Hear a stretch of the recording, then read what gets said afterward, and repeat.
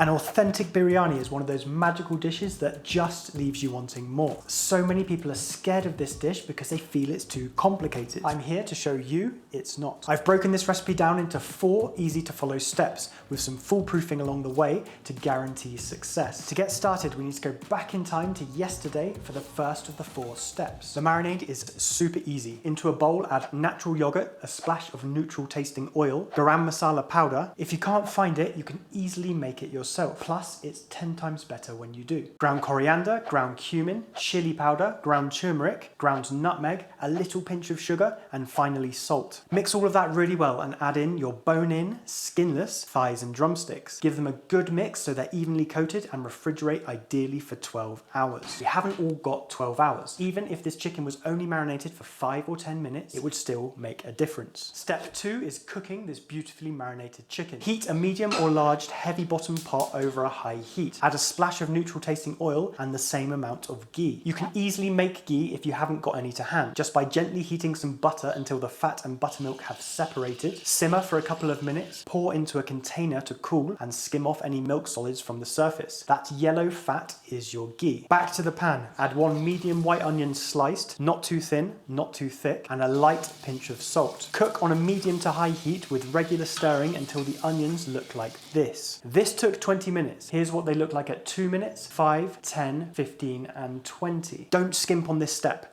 This is the foundation of our flavour. Now lower the heat, add a dash of water to deglaze that flavour from the base of the pan. Once the water's close to drying up, add 2 bay leaves, 4 cloves, 8 whole cardamoms, 4 star anise, a small cinnamon stick, half a teaspoon of cumin seeds, half a teaspoon of black peppercorns, 5 cloves of garlic, pureed, grated, minced or crushed, whatever you like, and a piece of ginger around the size of the end of your thumb, finely grated or pureed. Cook that on a medium heat for around 2 minutes. You want enough heat so that things are sizzling and frying, but not so much that the spices are catching on the bottom of the pan and burning. If you feel things are sticking to the base of your pan too much, then add a dash more water to help with this. Now add the chicken with all of the marinade and cook over a low heat until you see a change in colour, around 3 to 5 minutes. Next, add enough water to cover the chicken by around half. 1 sliced green chilli, a tomato roughly diced, and 4 prunes cut in half. Stir everything into the sauce and keeping the heat on low, bring the pan up to a gentle simmer. Place a lid on and cook for 30 minutes, occasionally stirring and checking nothing is catching on the bottom of the pan. Step 3 is the rice. This is something everyone starts having a panic attack over. The truth is, it's pretty easy if you follow the right steps. Start by taking note of the weight or volume of your rice. Then wash it thoroughly until the water runs almost clear and leave it to soak just covered in water for ideally 30 minutes. Add some water to a medium-sized saucepan at the same weight or volume as your rice. A light pinch of salt, a splash of oil,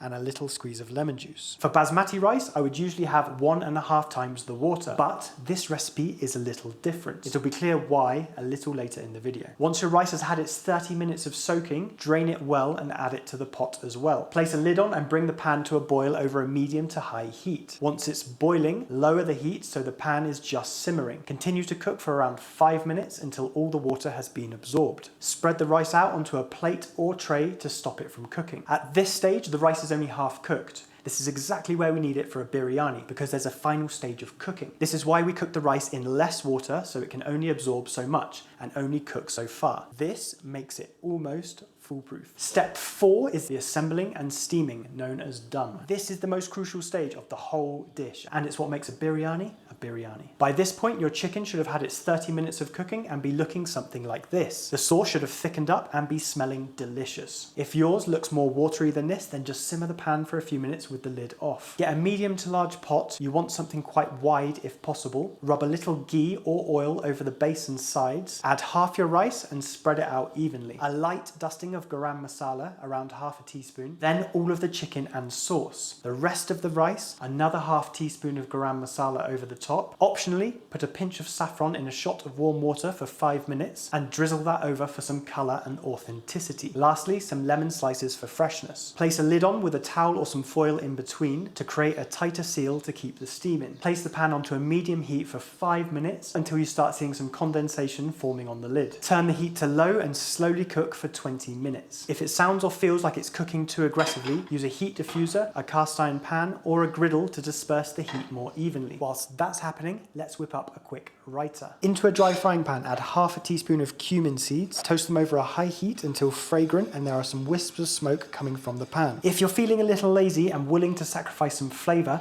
then you can skip this toasting step altogether and just add half a teaspoon of ground cumin. Then this recipe will only take you 2 minutes. Into a food processor or blender, add the toasted cumin seeds and grind them into a coarse powder. Then add a handful of coriander leaves, half that amount of mint leaves, 1 green chilli roughly chopped with the seeds removed, 1 clove of garlic, a light pinch of salt, a little squeeze of lemon juice, and 200 grams of natural yogurt. Blend until you have a fine sauce with no large bits remaining. Once the biryani has had its 20 minutes of gentle steaming, turn the heat off and leave it to sit with the lid on for another 15 minutes. This biryani is smelling incredible. That final steaming stage really brings the flavors together. Serve with a sprinkling of chopped coriander, some ripped mint, and a dish of fragrant cooling raita to the side. If you want to take your Indian dishes to the next level, watch this video next.